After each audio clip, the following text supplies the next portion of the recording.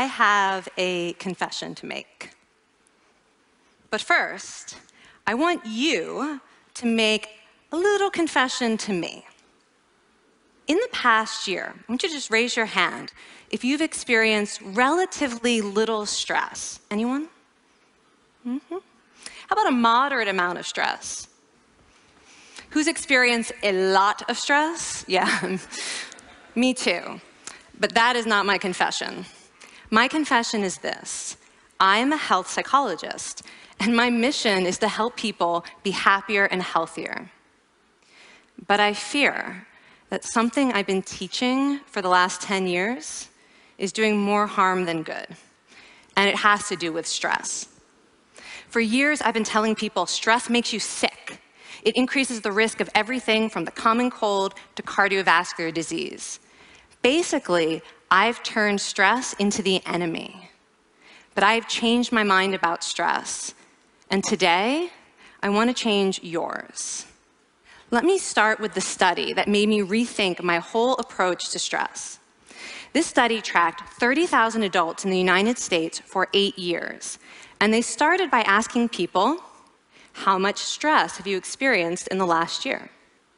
They also asked, do you believe that stress is harmful for your health?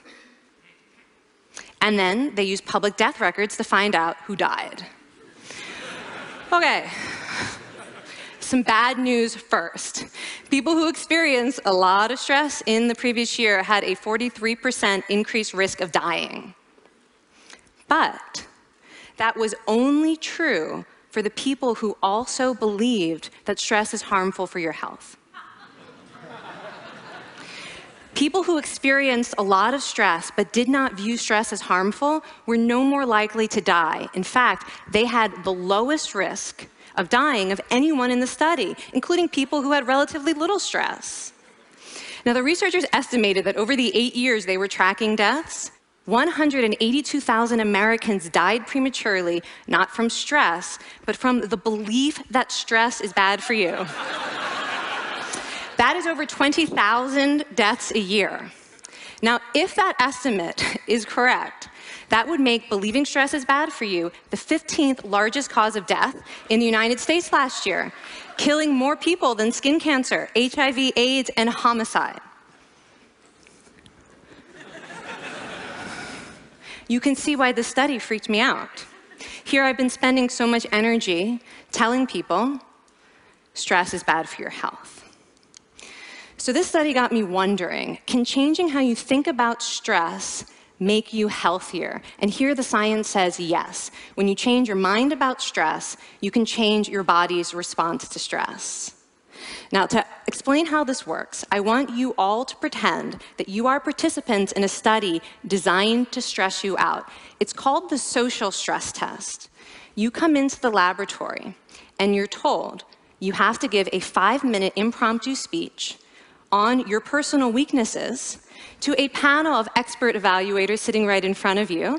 And to make sure you feel the pressure, there are bright lights and a camera in your face, kind of like this.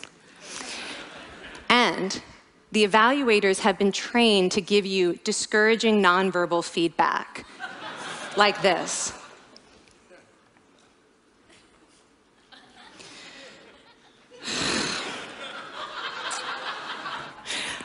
Now that you're sufficiently demoralized, time for part 2, a math test. And unbeknownst to you, the experimenter has been trained to harass you during it. Now, we're going to all do this together. It's going to be fun. For me. Okay. I want you all to count backwards from 996 in increments of 7. You're going to do this out loud as fast as you can, starting with 996. Go. Go faster. Faster, please. You're going too slow. Stop, stop, stop, stop. That guy made a mistake. We're going to have to start all over again. You're not very good at this, are you? Okay, so you get the idea. Now, if you were actually in this study, you'd probably be a little stressed out. Your heart might be pounding. You might be breathing faster, maybe breaking out into a sweat. And normally, we interpret these physical changes as anxiety or signs that we aren't coping very well with the pressure.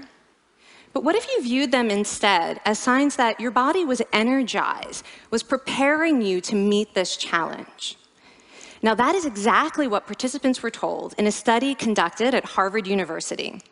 Before they went through the social stress test, they were taught to rethink their stress response as helpful. That pounding heart is preparing you for action. If you're breathing faster, it's no problem. It's getting more oxygen to your brain. And participants who learned to view the stress response as helpful for their performance, well, they were less stressed out, less anxious, more confident. But the most fascinating finding to me was how their physical stress response changed. Now, in a typical stress response, your heart rate goes up and your blood vessels constrict like this. And this is one of the reasons that chronic stress is sometimes associated with cardiovascular disease. It's not really healthy to be in this state all the time. But in the study, when participants viewed their stress response as helpful, their blood vessels stayed relaxed like this. Their heart was still pounding, but this is a much healthier cardiovascular profile. It actually looks a lot like what happens in moments of joy and courage. Over a lifetime of stressful experiences, this one biological change could be the difference between a stress-induced heart attack at age 50 and living well into your 90s. And this is really what the new science of stress reveals, that how you think about stress matters. So my goal as a health psychologist has changed. I no longer want to get rid of your stress. I want to make you better at stress. And we just did a little intervention. If you raised your hand and said you'd had a lot of stress in the last year, we could have saved your life. Because hopefully the next time your heart is pounding from stress, you're going to remember this talk, and you're going to think to yourself, this is my body helping me rise to this challenge. And when you view stress in that way, your body believes you, and your stress response becomes healthier. Now, I said I have over a decade of demonizing stress to redeem myself from. So we are going to do one more intervention. I want to tell you about one of the most underappreciated aspects of the stress response. And the idea is this: stress makes you social. To understand this side of stress, we need to talk about a hormone, oxytocin. And I know oxytocin has already gotten as much hype as a hormone can get. It even has its own cute nickname, the cuddle hormone, because it's released when you hug someone. But this is a very small part of what oxytocin is involved in. Oxytocin is a neurohormone. It fine-tunes your brain's social instincts. It primes you to do things that strengthen close relationships. Oxytocin makes you crave physical contact with your friends and family. It enhances your empathy. It even makes you more willing to help and support the people you care about. Some people have even suggested we should snort oxytocin to become more compassionate and caring. But here's what most people don't understand about oxytocin. It's a stress hormone.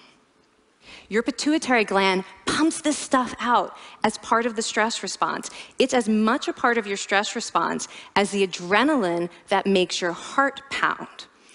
And when oxytocin is released in the stress response, it is motivating you to seek support.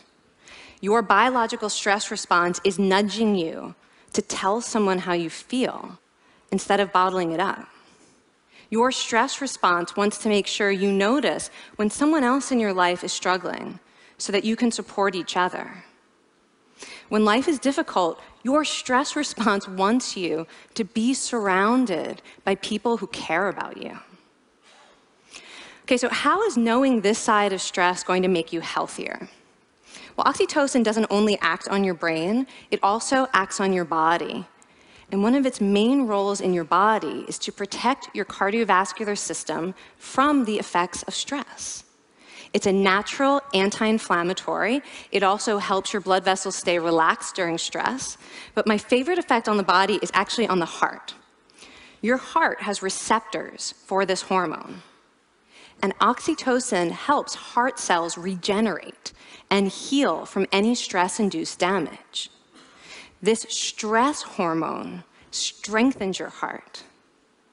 And the cool thing is that all of these physical benefits of oxytocin are enhanced by social contact and social support.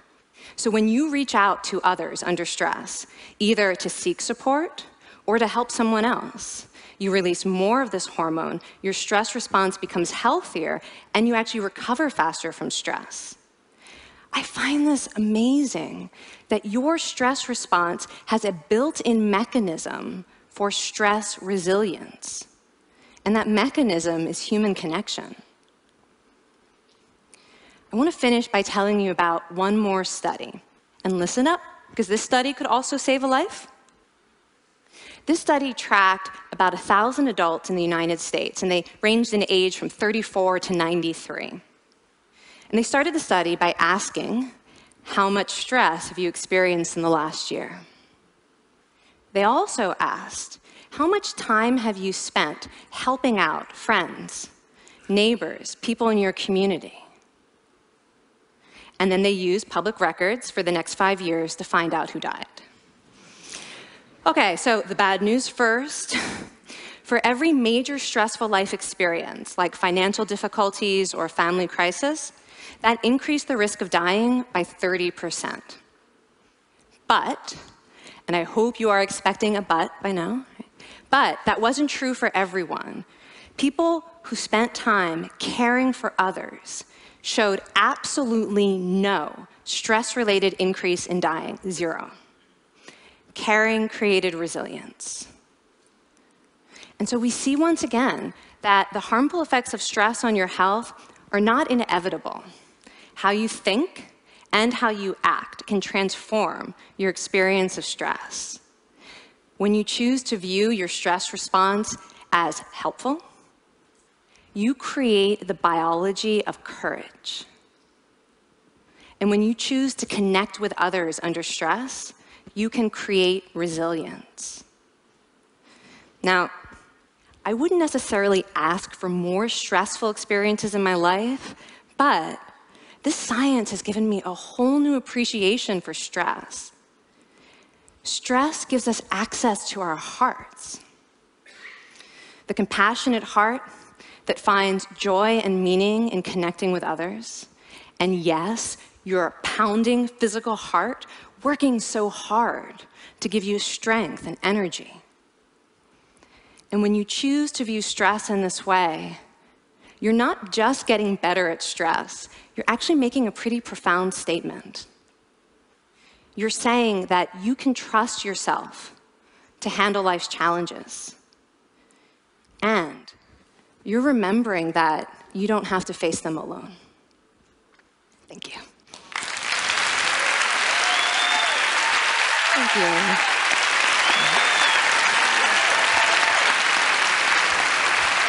I mean, this is kind of amazing what you're telling us. It seems amazing to me that a belief about stress can make so much difference to someone's life expectancy. How would that extend to advice? Like if someone's making a lifestyle choice between, say, a stressful job and a non-stressful job, does it matter that which way they go, that it's equally wise to go for the stressful job so long as you believe that you can handle it in some sense? Yeah, and one thing we know for certain is that chasing meaning is better for your health than trying to avoid discomfort. And so I would say that's really the best way to make decisions, is go after what it is that creates meaning in your life and then trust yourself to handle the stress that follows. Thank you so much, Kelly. Thank you. It's really cool.